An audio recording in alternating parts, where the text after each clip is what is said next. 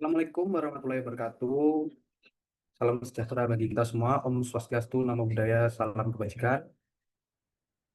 Saya Muhammad Rifki Septia Satiwa, NIP 2003 0722 2024 121 001 dari Kantor Kesahabatan Universitas Pelabuhan. Di sini saya sebagai moderator dalam isu kontemporer tentang radikalisme dan terorisme serta bagaimana antisipasi dan penanganannya. Silakan yang lain untuk memperkenalkan diri juga.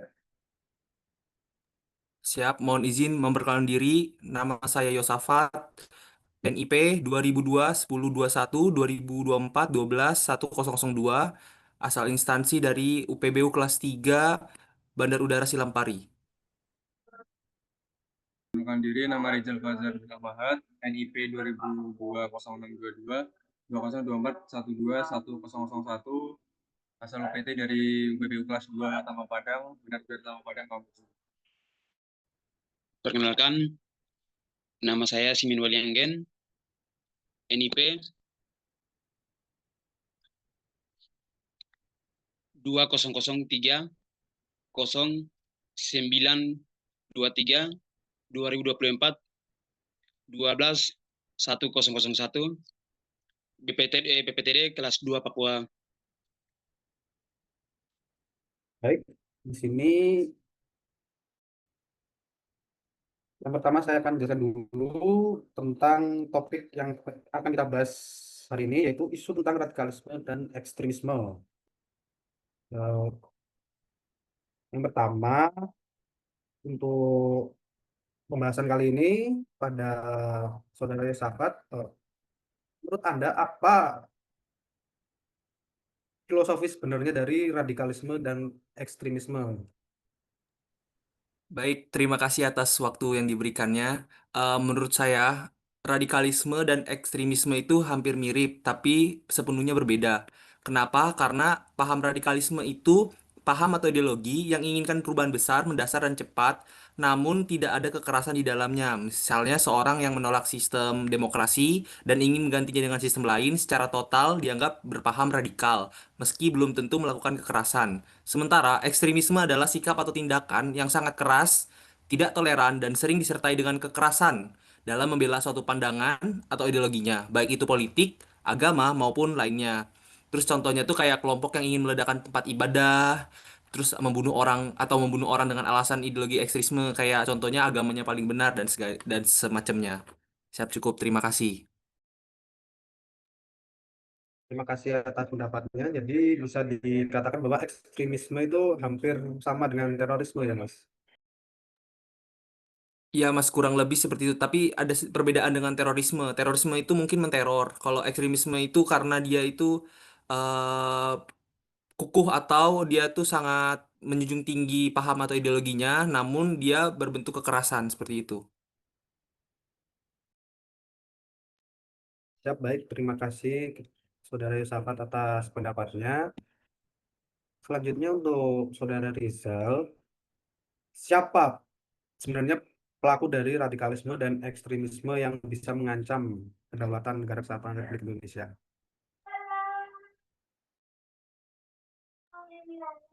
Baik, menurut saya, siapa yang mungkin kemungkinan yang menjadi seseorang yang terjangkit radikalisme atau ekstremisme ini sebenarnya ada dua ya, dari indikator penyebar atau indoktrinator, seseorang yang mendoktrin, dan juga target-targetnya. Nah, di sisi penyebar, itu biasa individu atau kelompok yang terafiliasi dengan jaringan radikal atau sebuah paham ekstrim, baik lokal maupun transnasional, misalnya kayak ISIS.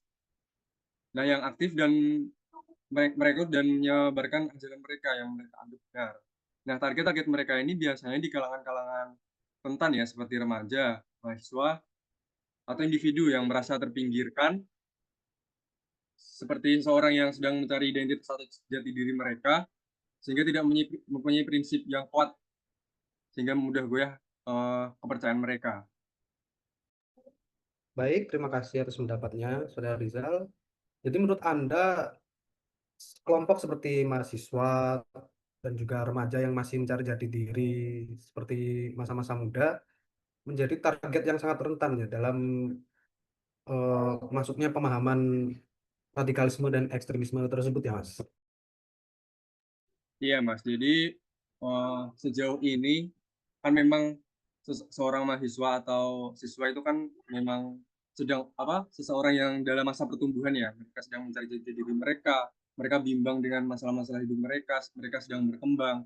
Jadi banyak yang mereka pikirkan, banyak yang mereka bikin apa? Intinya membuat mereka jadi confused ya. Jadi banyak masukan-masukan dari luar yang mungkin tidak tersaring sehingga mereka gampang goyah dan tidak punya pendirian.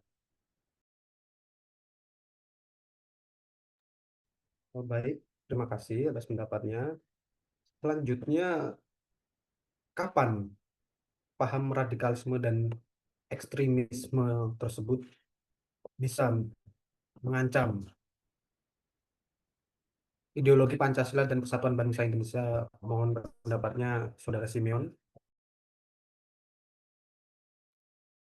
Siap, terima kasih.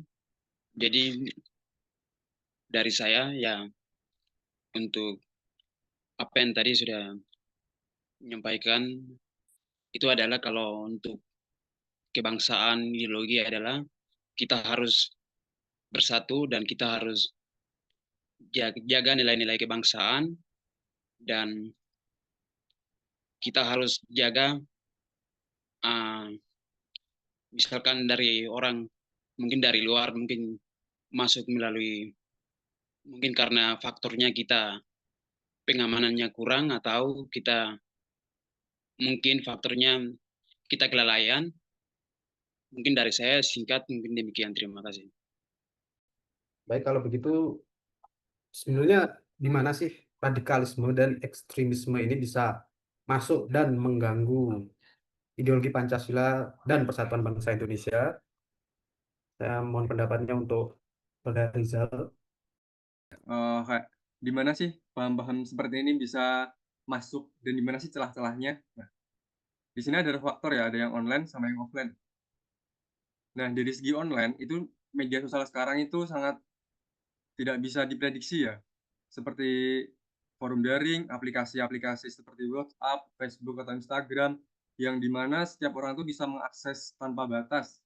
Nah, disinilah mereka mempunyai celah untuk masuk untuk menyebarkan tentang paham-paham mereka ini. Nah, dari segi offline, lembaga pendidikan tertentu itu memiliki paham-paham mereka sendiri, di mana mereka seperti mensosialisasikan atau menjurus ke komunitas-komunitas atau lembaga tertentu untuk menyebarkan paham-paham mereka ini. Lingkungan sosial yang terisolasi atau keterbelakangan yang mungkin memiliki wawasan yang kurang terhadap ideologi negara, jadi mereka memiliki celah di sini untuk masuk dan menyebarkan paham-paham mereka ini. Baik, mengapa sih ideologi radikalisme dan ekstremisme ini bisa masuk ke masyarakat Indonesia, terkhususnya dengan tujuan mengganggu ideologi Pancasila dan Persatuan Bangsa Indonesia? Saya ingin tahu pendapatnya Mas Yosafat. Siap, terima kasih atas waktu yang diberikan. Balik lagi ke pernyataan awal dari Mas Rizal sebelumnya itu, kayak targetnya itu siapa kan? Targetnya adalah kebanyakan adalah remaja. Remaja itu rata-rata krisis identitas, yaitu kayak individu yang mencari jati diri atau merasa tidak relevan dengan keadaan yang sekarang. Itu rata-rata mereka yang bisa dimasuki atau disusupi dengan ideologi atau paham-paham radikal dan ekstremisme. Terus kemudian ketidakpuasan sosial atau ekonomi. Ini terjadinya pemanfaatan isu ketimpangan atau ketidakadilan untuk memicu kebencian terhadap negara dan pemerintah. Hal ini sering banget terjadi nih, seperti penyebaran hoax yang bisa membuat paham radikalisme atau ekstremisme itu melebar. Kemudian itu ada interpretasi keagamaan yang menyimpang. Jadi ada beberapa agama atau doktrin dalam tanda kutip oknum agama yang merasa atau cenderung merasa agamanya adalah eksklusif atau yang terbaik atau yang paling benar. Inilah yang membuat dia merasa radikal atau ekstremisme. Kemudian tuh ada juga dari pemahaman-pemahaman dari transnasional ya kayak propaganda global yang mendorong pembentukan khilafah atau sistem lain yang bertentangan dengan negara. Seperti itu. Kemudian salah satu faktor terakhirnya adalah kurangnya pemahaman atau wawasan kebangsaan. Hal ini juga merupakan salah satu faktor penyebab terjadinya paham radikalisme karena kurangnya wawasan kebangsaan atau paham mengenai ideologi Pancasila tersebut. Terima kasih. Baik, terima kasih atas pendapatnya. Selanjutnya saya ingin bertanya tentang pendapat dari Saudara Simeon. Sebenarnya apa sih bagaimana cara mengantisipasi paham radikalisme dan ekstremisme ini di Indonesia? Silakan pendapatnya. Baik, terima kasih. Untuk antisipasi, satu, penguatan ideologi Pancasila dan wawasan kebangsaan. A, regulasi dan intimidasi mengalahkan kembali pemahaman dan pengalaman nilai-nilai Pancasila di semua lini kehidupan, mulai dari keluarga, pendidikan, hingga lingkungan kerja. B, pendidikan karakter. Memperkuat pendidikan karakter dan kewarganegaraan yang induktif dan mendarat di dan seluruh jenjang pendidikan. C, peran tokoh agama dan adat, mendorong tokoh agama dan adat untuk aktif menyebarkan narasi moderasi beragama dan toleransi. Dua, literasi digital dan kritis. A, edukasi konten negatif melantai masyarakat, terutama kaum muda, untuk mengenali dan menolak konten radikal di media sosial. di media sosial. Baik, terima kasih. Jika tadinya saya bertanya dengan antisipasi, selanjutnya bagaimana sih penanganan dari pemerintah maupun dari kita sendiri sebagai warga negara Indonesia dalam menangani ideologi radikalisme dan ekstremisme yang masuk dalam Indonesia? Mohon berikan pendapatnya, Mas Yusafat. Baik, terima kasih atas pertanyaannya. Mungkin membahas penanganan ya. Ada berapa faktor? Ada tiga cara penanganan. Ini bisa dilakukan oleh pemerintah, yaitu yang pertama penegakan hukum dan intelijen. Penindakan tegas terhadap pelaku-pelaku tindak pidana terorisme dan penyebaran paham radikal sesuai dengan UU anti terorisme. Kemudian intelijen yang komprehensif itu meningkatkan kapasitas intelijennya untuk memetakan jaringan radikal dan potensi ancaman. Selanjutnya ada kerjasama dari lintas sektor, yaitu mempererat koordinasi antara TNI, Polri, BNPT, BIN, atau lembaga-lembaga terkaitnya. Kemudian yang kedua adalah program deradikalisasi dan reintegrasi sosial.